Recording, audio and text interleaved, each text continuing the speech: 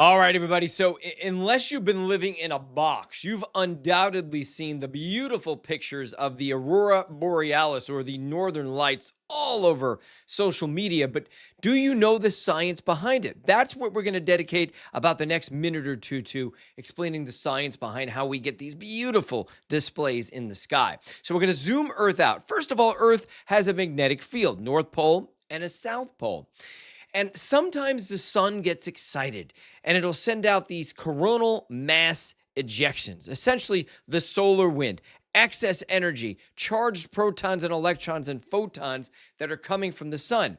They are intercepted by our magnetic field, which protects us from all that energy that comes from the sun. But sometimes our magnetic field gets overwhelmed, and the solar storm can create quite a show. So these photons enter the Earth's atmosphere at the weakest point. So that's either the North Pole or the South Pole. And then at that point, the electrons start colliding with these particles, these molecules in the atmosphere.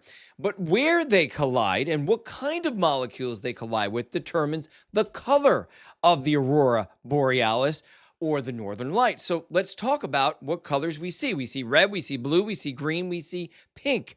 If it's red, then it's likely about 200 kilometers up that collision or that excitation of this collision between the photons and the molecules happens.